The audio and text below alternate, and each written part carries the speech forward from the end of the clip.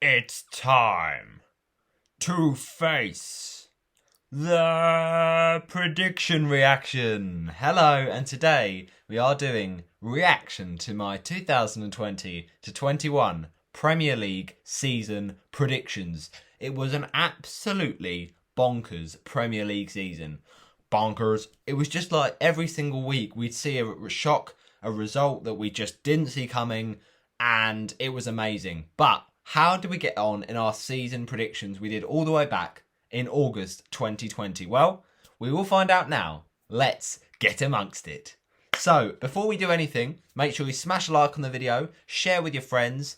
These are always big videos of the channel, and of course, make sure if you didn't already catch out my previous predictions video from the season, then you can find that on the old Roberto Hollis channel. Obviously now we're on the Roberto the Hornet channel due to technical difficulties, but you can always refer back. And on that Roberto Hollis channel, I don't post anymore. I post on this one, but you can look for playlists. So basically you've got like Sky Sports playlists of all the highlights this season. Most of the new playlists I will make will be on this Roberto the Hornet channel though. But you can refer to it to previous good episodes and videos. And of course, some of my early predictions from the season. So yeah, make sure you smash a like on that one, and of course on this one. It's a good one because this is always interesting to see how we did and look back on the past. We got 126 views for the last one, so let's put in some big efforts, lads and ladies, to get that kind of viewing figures. Spread the word, and I will put the original video in the bio. But this, of course, will be a good one, and let's hope we can get some similar love for this kind of table reaction. So let's get cracking with my prediction reaction, and it is going to be interesting. Also today, we're going to give my Premier League team of the season, in my opinion, and also, based on fantasy football, my FPL team of the season. So yeah, we will get straight into that later on in the video, but we're going to start off with our predictions. So what I usually do is play back for you my actual video that I did. Now, I would do that, but it's a bit time consuming. So I've thought, nah, tell you what, I'm just going to read it off this good old table prediction that I did back in 2020. And let's just, talk through it rather than, repeat ourselves. So let's kick off by looking at that table. We're going to go in reverse order and we're going to see how we got on. So in 20th spot, who did we put? We put West Bromwich Albion. Now, I don't mind this one, to be fair. It's not too shabby. So, West Bromwich Albion, obviously we know, finished in the position of 19th. I knew they would go down because I just thought they hadn't invested enough. They didn't look like a team that would score enough goals, and that was the case. They started the season really poorly under Slaven Bilic. And then second half of the season, they did just peter out, and they needed Big Sam to come in. But even he couldn't save them because they were beyond hope at that point. And yeah, it was just too late to save them. Big Sam, he could have stayed on and try and help them bounce back into the Prem in this championship season coming up. But nah, he said he was a short-term manager. So, fair enough to him. But West Brom just didn't deserve to stay up for me. And I'm actually pretty happy with that prediction. I did think they'd be a bottom because I just thought they didn't have those goal threats. But Mateus Pereira had a great season for them. A lot of big clubs will be eyeing him up, of course. Sam Johnston, you got to give him a shout out because I know he's been a defence that's been struggling, but he's made a lot of saves, even if it has been a lot of goals conceded. He's on the plains, so maybe he could. Nah, I doubt he'll get a look in at the Euros, but you never know. But then, yeah, I said West Brom to go down, just not quite in that order. So we'll take it. 19th was where they really finished, not 20th. So it's a difference of +1. I'm pretty happy with that. You really can't, get too bogged down about that. Because when you look at the table, actually, you notice that the difference between Fulham and West Brom was just 2 points. So it was a bit unfortunate. We just mentioned them and we will talk about them now. And that is Fulham. That is who we put in for 19th. Now, I actually thought that West Brom would end the season on 29 points. They were only 3 off that on 26, so pretty solid stuff.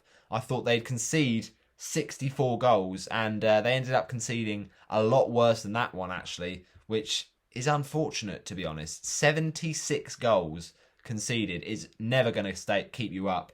And scoring just 35, I went with 41. So, sorry, I was looking at the Fulham one there. No, I went with the team in 19th were West Brom, but I went with Fulham in 19th. So I thought they'd finish on minus 40 goal difference. It was minus 41 for West Brom fans.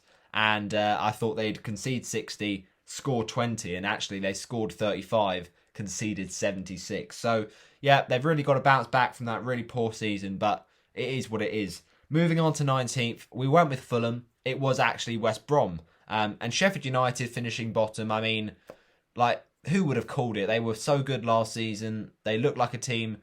I didn't think they were going to have as good as a season, and a lot of people called that they maybe struggle, and some people still put them in the top half, but I thought they'd, towards the end of the season have a bit of second season syndrome.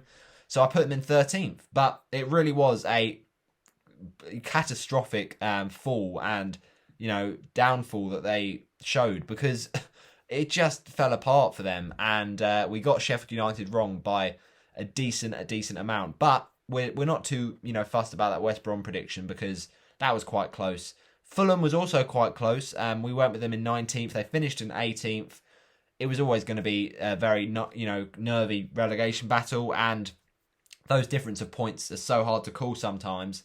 So we'll take that. Another one where we've got a difference of +1, but it's decent. And, Fulham, we thought that they would be in around that kind of danger area, and they were really. So at one point, it looked like Fulham would be the ones to finish 19th, and actually they ended up finishing in 18th. So I think I'm pretty happy with that prediction, to be honest. And I think that, I really can't complain too much about it. So in terms of the team that did, of course, finish in 19th, that was West Brom, and they did have just a really leaky season. I think they just gave themselves too much work to do.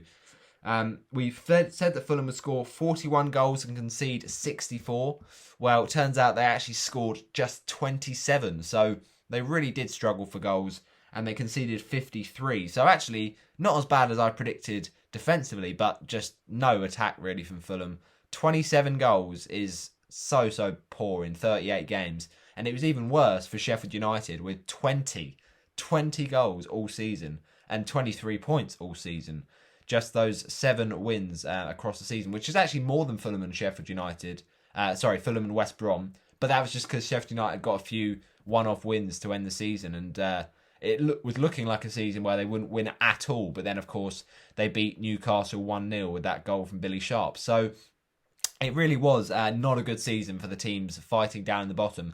They got a little bit cut off from the rest, really, but it was still a little bit of a relegation battle, quite a few weeks before the end of the season. It just did kind of get confirmed quite early on after Fulham lost to Burnley, Arsenal lost to West Brom, and of course, Sheffield United lost to Fulham. Sheffield United lost to Wolves. But moving on to 18th spot. Now, this one's a bit of a mare, to be fair. And we went for Crystal Palace. And it's probably more wishful thinking than anything else. I've just got this resentment against Crystal Palace. Sorry, Crystal Palace fans, but Watford are just in a bit of a rivalry with you at the minute. And I'll be honest, I'm not looking forward to playing you next season. Fair enough, you did well to stay up once again. Roy Hodgson, what a manager. He's come so far. But Palace, they just don't score enough goals, and they do rely too heavily on Wilfried Zaha. But they've done it. They've done it again, and Benteke had a strong end to the season, so fair enough. But I just thought Palace would go down because I just thought the way they ended last season in Project Restart was really, really worrying. But fair enough, they didn't get too affected by that and ended up finishing on a decent tally of 44 points in the position of 14th. So not a bad last season for Roy Hodgson, but I had them in 18th, so yeah, not ideal there really, because that is a difference there of +4. In 18th, in reality, we know it was, of course, Fulham. So, Palace were another team where they could have, lingered with it, but in the end, they weren't too much in a relegation battle. It was kind of, they were mid-table most of the season, and they kind of had a lot of dips in form, good runs, and then bad runs. So I went with Crystal Palace scoring 49 goals and conceding 86. Like I said, just more wishful thinking, really. Some resentment against Crystal Palace, but I really shouldn't do that. Take into consideration the realistic factors because, Palace have been quite an established team in the last few years. So I don't know. They might get relegated if they can't find the right manager, but, under Roy Hodgson, they just look like a really sturdy unit. So fair play with that one. And yeah, with Fulham, I feel like they just didn't really go for it enough in times. They knew that they had to hold on to results, but they didn't attack games. You didn't see them have lots and lots of chances, and if they did have chances, they would often waste them. So yeah, it's a sad season for Fulham to go up and then have all that hope and then get straight back down, despite some flashes of the season that were really positive. Away to Tottenham, winning at Anfield. But yeah, it just really was a really poor start to the season. And I think that is what ultimately did kill them, because they just lost a really bad consecutive run of games. And yeah, it just wasn't enough. So moving on to 17th spot. And this time it's actually an even worse prediction because we've got a difference here of +8.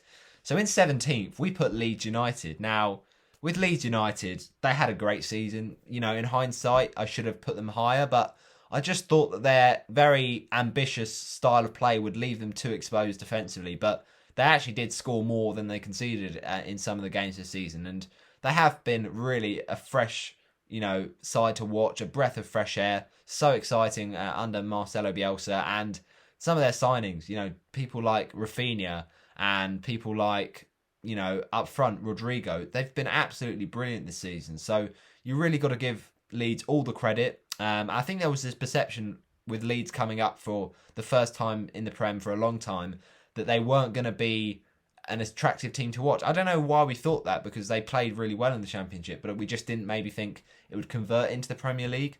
And there's this perception that Leeds fans are quite, hard to get on with, but fair enough. The fans weren't in the stadium, so we didn't see that side of it. No, but fair enough, Leeds fans. You have changed my view of you, because you seem to be not too bad. But certainly, no, Leeds have a season to be proud of, because they had a really good end to the season and just some great results. And we thought they might push for Europe, because they ended up finishing in 9th position, 59 points. Absolutely fantastic, with 62 goals scored, 54 points. That is really, really solid. And if they can keep that up, then they could be an established Premier League team fighting for that top half. So, yeah, I've really got to eat my words with Leeds there. A difference of +8. I just thought they'd only do enough to scrape safety, but they were much, much better than that. I went with them scoring 42 goals, while they completely trumped that one, 64 instead. And I thought they'd concede 71, while they were actually really tight at the back at times this season. I know they have been leaky also, because that style of play encourages that. But to be fair, Ilian Meslier has not been too bad, especially with him coming in, and there's that unknown quantity, but he actually has kind of done a decent job there. So fair enough, Leeds, and fair enough to people like Stuart Dallas, Patrick Bamford have had absolutely fabulous seasons.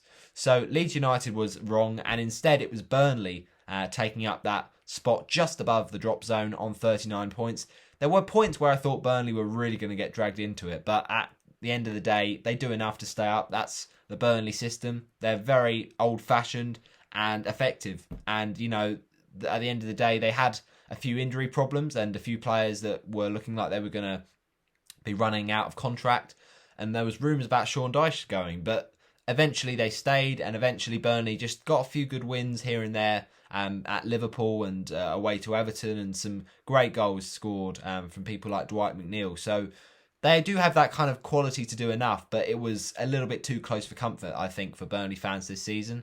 They did go on a really bad defensive run, and the injury to Ben Mee obviously didn't help that, because he is such a big part of that back line. But yeah, and they have had problems with Nick Pope as well. He's been injured for parts of the season, and there's now a fear he won't be in the Euro 2020 squad. So it is a decent season for Burnley in terms of their squad budget, and they do have that takeover, which doesn't seem to have really taken off. But they do need to invest some more money in, because obviously they need to score more goals. 33 is not amazing. But their defence wasn't too bad. 55 conceded, when I thought it would be much, much more, despite them finishing higher up than what they did, which was 69 goals conceded in 12th spot. So, yeah, I got Burnley pretty wrong there, but it is what it is with Leeds. We move on, and they finished in that really impressive spot of 9th position.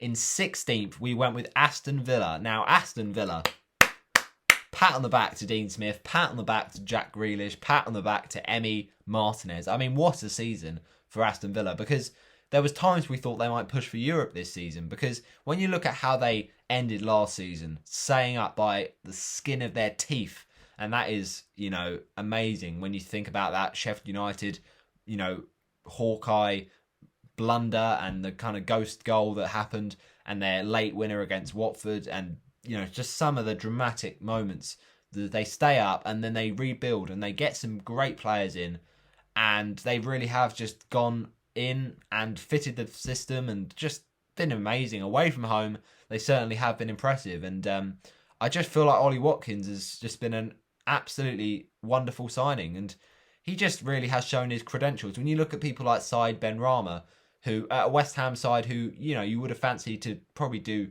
better in terms of league finish this season, but just like with Aston Villa, nowhere near would we expect them to bounce back from their relegation fight from last season and go up into the top half, but top six. But at the end of the day, it is still amazing from Aston Villa and amazing from Watkins that he's been able to fit so well, because Benrahma took a while to get going.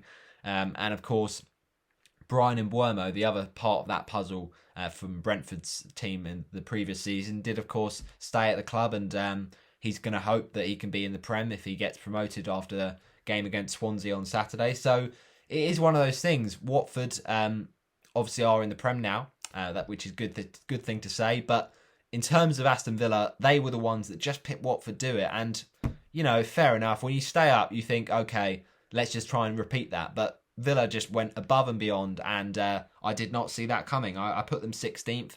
They finished 11th. So a difference of their +5. But the team that actually did finish in the position of 16th was a bit of a surprising one. In terms of their style of play, I'd say it's surprising. In terms of their recent seasons, I'd say it wouldn't be surprising. So that is Brighton. And I've actually had this kind of realisation with Brighton this season. They've kind of changed my mind, and we'll move on to them a bit sooner for our prediction. But they have got this style of football that is attractive, and it should work. And they have a decent squad. But in previous seasons, they had just been doing enough to stay up. And under Graham Potter, they looked a different team. But they have been losing points late on. They have been just not scoring enough goals that their kind of chances that they create deserves. And, they could be even higher up in the table this season. But 16th is not too bad for Brighton fans. And I think they will be pretty happy with that. When you think of some of their signings, Adam Lallana, maybe they could have done a bit better. But people like Joel Veltman, I think, was a great signing. And Brighton, at the end of the day, will not be expecting much more than that. So, yeah, I did underestimate Brighton in previous seasons. This season, we actually overestimated them by putting them in 16th. But, we put them in 14th. But Brighton ended in 16th, I should say. And that means we got that one wrong. But at the end of the day, we're not too fussed about that one. And the Aston Villa prediction wasn't quite ideal, but moving on to 15th spot, and that was Newcastle United. That's what we predicted, at least. And in reality, the team actually finishing there was not Brighton Hove Albion. That was 16th. In 15th, Southampton. Now, Southampton did underwhelm in terms of the expectations I had of them, but when you look at Newcastle this season, they have had a lot of problems. Injuries and lack of goals. They did rely heavily on Callum Wilson at the start of the season, but fair enough. Steve Bruce, the style of football is not amazing, but it got points, and Alan St-Maximin got some big goals in there, push to stay up. Joe Willock was a great signing. He really has come into his own at their club, and I feel like Arsenal will just want him back now, but why would he go if he thinks that he's not going to play the minutes there? So it is an interesting one with Newcastle, but there was the talk about the takeover many seasons ago, and that never materialised. So it's about where Newcastle think that they can go right now. But with their style of play, which is limited, which is, struggling to score goals, but, with the likes of Joel Linton, a few little improvements in terms of form, they'll take 12th. I think they'll be happy with 12th. And I finished, their position as 15th. So a difference of +3 there, which is a little bit better than that Aston Villa one, which was +5. But at the end of the day, I just thought Newcastle would have another season fighting down there. And it was at one point in the season, but it ended quite well for them in terms of how it looked. But in 15th, we thought Newcastle would concede 76 goals and score 44 points. And they ended up finishing on a little bit above that, 45. So, I'm pretty happy with that, to be fair. Newcastle United, not too bad. Just 3 difference in that prediction. But instead of that, it was actually Southampton. So, Southampton poor, conceding far too many goals, especially for the team that they've got. But 68 goals conceded, minus 21 goal difference, and the Saints didn't go marching on many times this season because of that lack of, home form and that lack of, attacking threat. Unless they've got Danny Ings and Che Adams in the side, they feel like they, struggle for goals. So it is a really interesting one with Southampton. And I've got to say, I give credit to their manager, their board, and I give credit to their club because they could have easily sacked Hasenhüttl, and, many clubs would after a 9-0 and to do it in a second successive season. But, it just was one of those seasons for Southampton that they'll kind of want to forget about. The position of 15th is not ideal, and they want to be finishing higher up than that. But I'm not too fussed with that prediction, to be fair. I think Newcastle was unlucky. But we mentioned earlier before Brighton and Hove Albion, and they actually finished a little worse than what we predicted, which was 14th. They finished in 16th, so that's a -2 difference there. Brighton, like we mentioned, just have the chances but don't have the goals. And it is a shame, really, because you think they should be doing better. But at the end of the day, I think that Brighton fans, as I mentioned, will be happy with this. They'll be fairly content. And, they did end the season fairly well. City win. And, of course, the game up at Arsenal, they didn't play too badly, but Arsenal did just have that moment of quality from Nicola Pepe. So, I feel like Brighton certainly are a team that can go places in the next few seasons. But this season wasn't one of them, unfortunately for them. But the team instead that finished in 14th position was Crystal Palace, who we predicted in 18th. So we got that one a bit wrong. But still, not too bad. We've been not ideal with the Leeds and Aston Villa predictions. But then, just a 1 or 2 or 3 places out so far. Let's move on to 13th. Now, we said Sheffield United, they finished in 20th.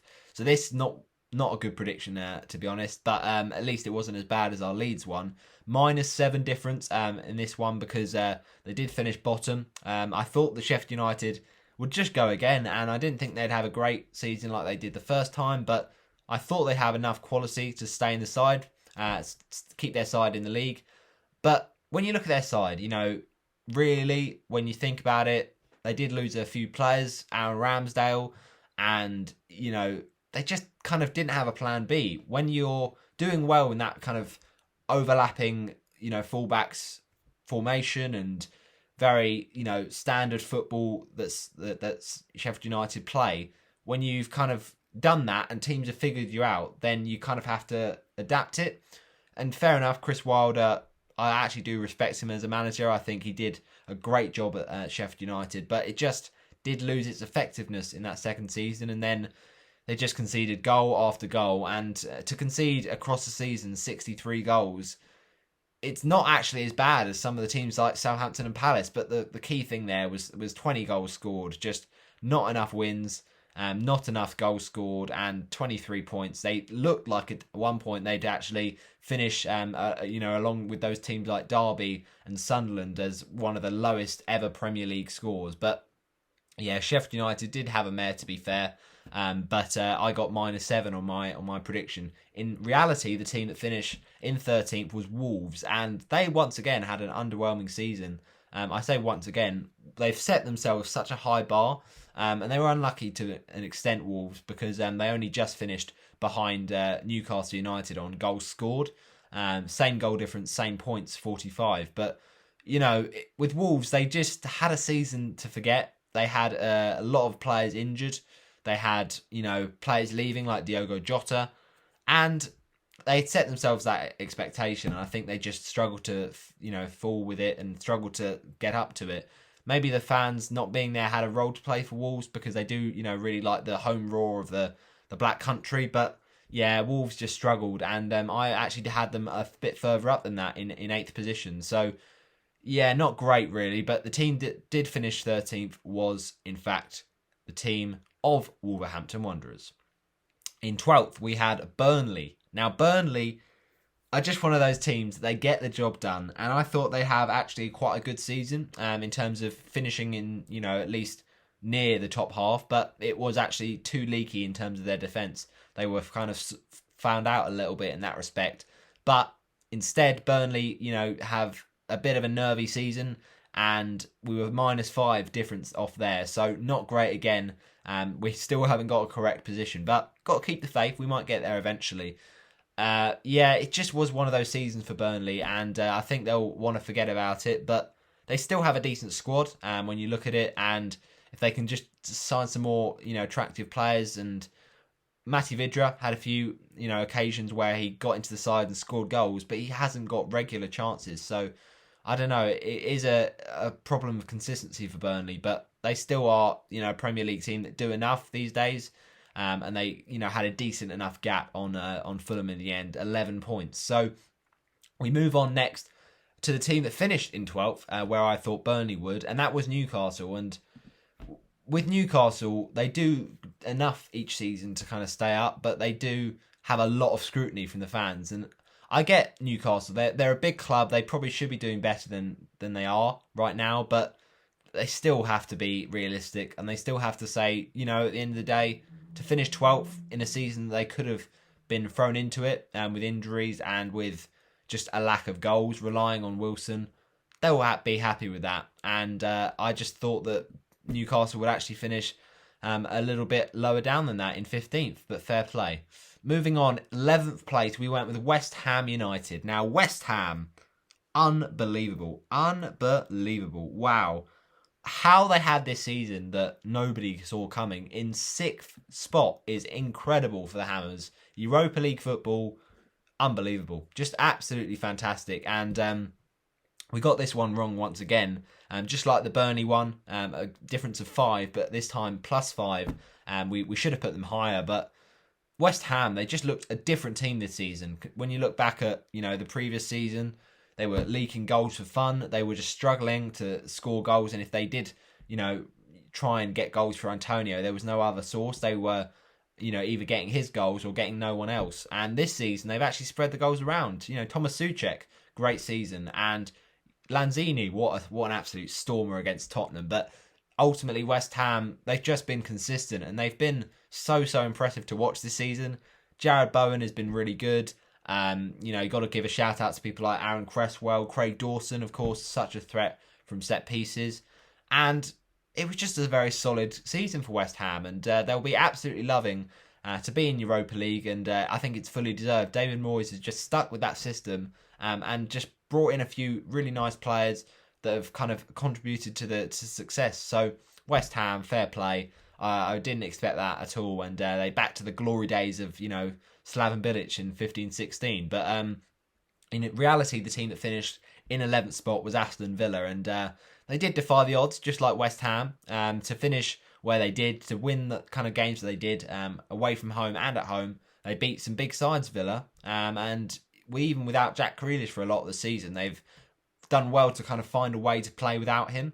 So I put Aston Villa much lower down in 16th, but fair enough, they got me good there, and they proved me wrong. So it is one of those things where with West Ham, you just got to give them a round of applause. I thought they'd score 50 goals and concede just 49 with a 56-point total, and they actually did get much higher than that, 65 points and 62 goals scored, which is good for a team.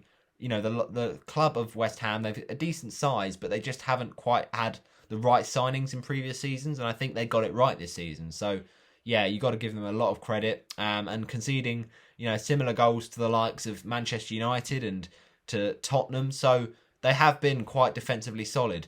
Right, let's move on to the next spot, and that is 10th spot. And we've gone with Everton. Get in there. That was bang on the money. Everton finishing in mid-table, 10th spot. You really can't complain with that. And I had a feeling they'd have kind of one of those seasons that people would hype them up and then they'd kind of be decent but not completely amazing. So it actually was one of those seasons. They started it really, really well, winning at Spurs, beating West Brom, beating Brighton. It was just a really good run of games. But then it started to tail off and it really did kind of just fall apart a little bit at the end of the season. 5-0 to City. They just kind of struggled to score those goals again. But they can be fairly happy with that. I guess they were pushing for Europa, so they would have wanted to finish a bit higher than that. But I'll take it. I'm very happy to get that correct score. I backed them to get 57 points this season, and they actually did end up on a very similar total of 59. So yeah, I'm buzzing with that, to be fair. And they actually did get a -9 goal difference in my prediction, but -1 on this one.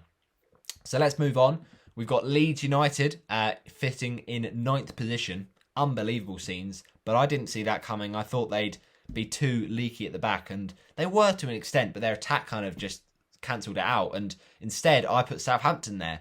Southampton, I don't know what went on, to be honest, because I thought they were going to do really, really good things. That last season, I know they had to recover from that Leicester 9-0, but at the end of the day, they actually did end the season really strongly. And, you saw people like Che Adams scoring week in, week out, Kyle Walker-Peters putting in good performances. I just thought it would all kind of come together for the Saints. But defensively, still so many problems, still really struggling to keep those clean sheets between the likes of McCarthy and Fraser Forster. But, when I look at that team, they've got a lot of good youth talent. Nathan Tella, breakout season. Takumi Minamino was an interesting signing, didn't quite catch on. And Danny Ings is Danny Ings. He's still lethal on his day. But they do need more goal scorers, I think. They do need more support for Che Adams and Ings, especially in that midfield. Ward-Prowse, he's got a great free kick on him and a great set piece. But other than that, they haven't got much goal threat. So it's about balancing it, the balancing act for Southampton. But I'm not too fussed about that because, a lot of Southampton fans and other football fans might have put Southampton quite high up. So -6 difference this time around for me. And Southampton was just a bit too of an issue this season for them. In 8th, we went for Wolves. And I think a lot of people would have predicted this again because of their consistency in previous seasons. But they just failed to kind of get those goals with Raul Jimenez injured after that suffering injury that he, had in November away to Arsenal at the Emirates. That was awful on his skull, but good to hear that maybe he should be back for the start of next season. So let's see how he can recover with that. But yeah, we got this one wrong by a difference of -5. It was just not a great season for Wolves, and they kind of will be happy to still be in the Prem, but it was just a bit up and down, and they didn't score enough goals. 36 from 38, it's just not quite enough. But at the end of the day, 13th spot, it's established, it's enough, and they'll go again next season. So yeah, I'm not too fussed about that. In 8th spot, it actually did finish up as being Arsenal. And Arsenal looked like they would finish in the bottom half of the table for a lot of the season. So I guess you could say that's not too bad. They've kind of shot up the table in the last few weeks. They ended it quite strongly. The Europa League was a massive disappointment for Arsenal, of course, to lose to Villarreal. But it is kind of one of those things where Arsenal have got to look at the season domestically as well and look at the league table. 8th is not good enough for a club of their size, and their form has just not been consistent enough. And you look at their kind of goals they've conceded, which has been kind of up there with the likes of Chelsea and the likes of Man City, but they've not scored enough goals. And they need to be hitting at least into those mid-60s, early 70s, but they've only hit 55 goals this season. So I think Aubameyang's, drop in form has to be one of the factors of that. But, they've just struggled for that kind of consistent marksman. Lacazette has been popping in and out with goals, but it's just about with Arsenal, kind of consistent performances week in, week out. away from, teams like Brighton, they can also, fluff it up. But then home to teams like Liverpool, they can win. So it is one of those things. It's very up and down with Arsenal, but they'll be absolutely fuming to not get Europa League for the first time in absolutely ages for them. So yeah, it's not great, and it's sad to see that. But I think in terms of my prediction, I'm not too fussed, and I think that the Wolves one was just a bit unlucky at the end of the day. So moving on to 7th, we went with Leicester. Now this one I actually quite think is impressive, because a lot of people are saying, oh yeah, well West Ham could be the best of the rest, Everton could be the best of the rest. Not many people had Leicester outside that top 6. I did, but actually they finished inside the top 6. So all credit to Brendan Rodgers. What a season they had. And last season they finished 5th, so you thought, okay, maybe they can do it again, but it might not be that easy.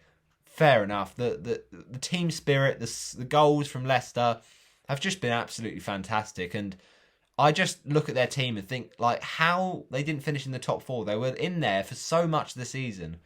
And then it always does seem to get to the pressure of these Leicester players, and you got to feel for them. But to win the FA Cup, what a season it has been for the Foxes. And we were not that great with our Wolves prediction, -5 difference, but +2 this time. We'll take that. That's quite a nice, margin of mistake. It's not too much to worry about. So they did, in fact, finish in that top 6, but I had them finishing just outside it. In fact, the team that finished in that 7th spot, which actually did still get them European football through what's now introduced as the European Conference, it was Tottenham. Now, Tottenham, I actually backed to finish in the top 6. But what went wrong for Spurs? Well, Mourinho didn't have a best season. I kind of think with his style of play, he kind of is self-inflicting it in a way, but their style of play is effective also. When Kane and Son are on the break, you've got that kind of defensive unit. They haven't, kept enough clean sheets this season, but they haven't been the worst defensively either. So 45 conceded. Yeah, you're on the par of team like West Ham and Everton for that defensive record, which is not really where you want to be if you're going to be in the top kind of 4 argument. But Spurs just, once again, falling away at points in the season and struggling for that goal-scoring form against the top 6 teams. And I just feel with Spurs, they just struggle to keep it going. But they were so good in previous seasons at getting that top 4, getting that top 6 places, and the 7th spot does get them Europa Conference, but they won't be happy with that. I think they need to aim higher. They need to get a trophy. And now that Harry Kane is trying to force his way out, he's not happy that this club doesn't seem to be going many, places. When you think they were in the final of the Champions League just a few seasons back, they need that progress and they need to show it. But I put Spurs in the position of 5th. They finished 7th. It is what it is. So with Leicester, I'm confident that that's still a decent prediction, because I had them in there around the Big 6, but the Big 6 now is completely blown apart, because instead of Arsenal finishing 6th, it was West Ham United. So I got Arsenal wrong by -2 difference. And, you talk about the Super League, like how West Ham couldn't be recognised, how Leicester couldn't be recognised as now a Big 6, or whatever that means. That's just been blown out of the water. And, Leicester winning the FA Cup, it just basically just laughs all over it, because there's no Big 6 anymore. Like, teams have equal opportunity and equal chance to fight for success. And West Ham have had a great season. You've got to give them credit. To finish in 6th is just fantastic. But I thought it would be Arsenal. And, when you look back at Arsenal's season, they have had a lot of bad moments this season, but a lot of lows. But they went on that really nice spell over Boxing Day. And that win over Chelsea, it just kind of struggles to stay consistent. But there'll still be signs of hope for Arsenal. They've kept Aubameyang, and he's still a goal scorer, but they still haven't had enough about them this season to kind of be streetwise, win games, and get job done. So, yeah, I don't mind Arsenal, but they can do better, I think. Certainly for their kind of club supposed stature, but I don't know. In terms of that, though, -2 wrong in that difference. Spurs are up next, and we actually did correctly predict Spurs to finish above Arsenal, so we'll take that. We had them, just above each other, which was how it was, but I actually needed to shift both Spurs and Arsenal down by 2, because instead of Spurs finishing in 5th spot, they finished in 7th, and instead of Arsenal finishing in 6th, they finished in 8th. So Spurs really did have one of those seasons, but it was amazing for Leicester City to finish in that 5th spot, get Europa League football. You really cannot complain with that. So I think right now that Leicester have had the sort of season to prove they're on par with the teams like Spurs and Arsenal, if not better. So yeah, it really did seem more deserving for Leicester to be in that 5th spot. And how they didn't finish in the 4th spot. They beat their rivals Chelsea in the FA Cup, but then they lost crucially to Chelsea, and that was such a big blow. You really feel bad for them at this point, because that Chelsea game at Stamford Bridge was big, and maybe they were unlucky because the FA Cup final was just before it, so that would have affected them, because they have a lot of celebrations from that. But it was minimal contact, wasn't it, from Wesley Fofana on Timo Werner in that game for the Jorginho penalty, and Leicester had a few chances, and Iheanacho got them back into the game, but it was just a gutting blow for Chelsea. That kind of that Chelsea game for Leicester, they know that was a big game, and then they get even more unlucky in the game after that against Spurs. Wesley Fofana goes off injured against Tottenham. So yeah, it was cruel really for the Foxes, but they've still had a great season. You could give all the credit to Brendan Rodgers. So I did go with that team of Spurs in there, and that was wrong by -2. But fair enough. I thought that the team in 5th would finish on 60 points. They did actually end up finishing on a similar total, but it's not bad, 66. But let's talk about the top 4 now. And the first one I went with was Chelsea. And we got it on the money. Thank you very much. It's very hard to predict the top 4 because it's always a great race and going right to the wire to the end of the season to see who finishes in the Europa League, who finishes in the Champions League. And that was the case this season, with the title wrapped up quite early on. The relegation spots wrapped up quite early on. We were just looking for those, Champions League qualification battle races. So instead, Chelsea had a season where they could have done better, but when you think about Frank Lampard leaving, they had a bit of turmoil under that. It was a pretty nice season to end it for Thomas Tuchel. They got what they wanted, which is Champions League football for next season. They're in a Champions League final. Yeah, all right, it's not ideal they missed out on the FA Cup, but those kind of 1-0 losses you can't do a lot about. Chelsea were just not the better team on the day. And at the end of the day, it was a season that they can be happy with. The signings weren't amazing. They had that money pumped in. Timo Werner, it's a struggling one. Havertz, the same. He just needs a bit more management, I think, Havertz, because he's a good player, but it's just getting the best out of him, really, and getting the minutes out of him. But they'll push on next season. They'll go for it. They'll go for the, top 2, top 3. But this season, they had to settle for 4th, and I will be very happy to settle for that correct prediction. We said Chelsea would finish on 70 points, as we mentioned, with a score of plus 44 goal difference, and plus 46, I should say, and then 85 scored, 39 conceded. That was a little bit optimistic for the team in 4th to score 85 goals. Instead, they did the opposite in terms of the digits switched around. 58 scored and just 36 conceded, which was very impressive for Chelsea. Edouard Mendy coming in really did help them out. Yeah, Kepa had a few good individual performances, but Mendy still was very solid and unlucky to get injured, of course, in that final game with Villa, but he might be all right to recover at some point soon. So yeah, I'm absolutely loving that. That is our second correct score of the day in terms of, correct position of the day. Let's move on to third now, and that is Liverpool. That's how it ended, but what did I predict? I went for Manchester United. Well, it is a shame. I swapped Man United and Liverpool round, but it was Man United that finished there. And, well, I say it was Man United. That's what I thought. But Man United had a really good season. I don't think a lot of people would have seen Liverpool's decline, which did come out of this season. So it's not ideal for the Reds, and they've got to kind of pick themselves up, dust themselves off. They did well to end up in the top 4 because that's what they needed after the disappointment of the Champions League campaign. But it really was quite horrible for Liverpool. They were struggling without the fans. They were struggling for goals. And yeah, fair enough, Liverpool. You had a decent season, 69 points from 38 games, just kind of sneaking in there with a really good end to the season, 3 wins on the bounce or something like that. But we went for Manchester United. I thought Man United would finish on 79, Liverpool on 80. But they actually finished 11 points behind that. So, yeah, it was a bit underwhelming for Liverpool, but they'll still take the top 4, and I'll still take this Man United prediction because it was only 1 place out, a difference of +1. United, we've got to give them credit because they exceeded expectations, and to finish in second, I thought they finished in third. A lot of people had, United in the top 4, but there wasn't too many Premier League predictors that put United in second. So, I've seen already Spencer FC, fair play, he did that.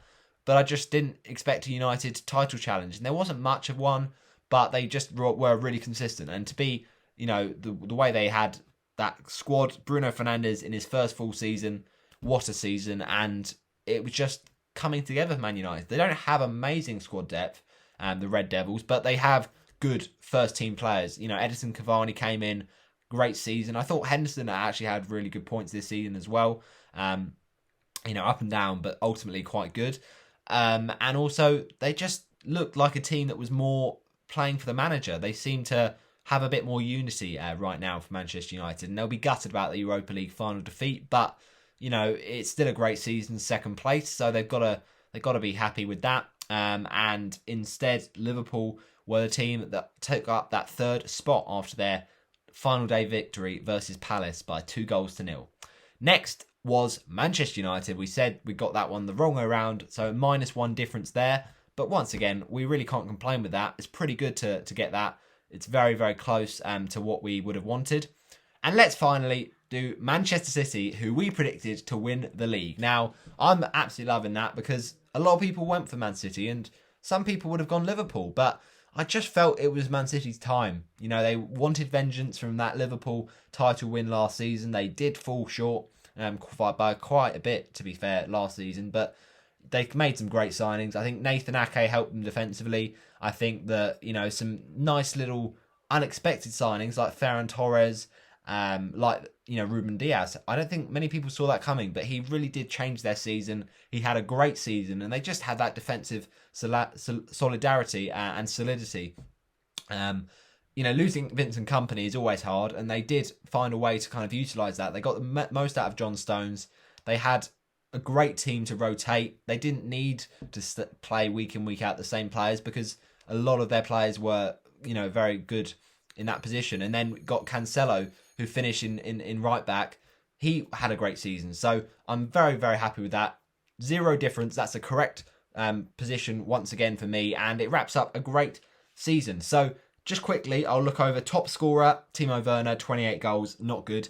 Top assister, KDB, 17, not good. And Golden Glove, Pope, 16 clean sheets, not good. We got that all wrong. It was Edison. It was, of course, Harry Kane for top assister because he got the Playmaker Award as well. And top scorer was Harry Kane. So, yeah, not great, but I will put it in the thumbnail of the video, my little table with the difference of positions, and also we will put in there what we got in terms of points for these correct positions. But thanks for watching this video. Smash a like on it, and I shall see you in the next one.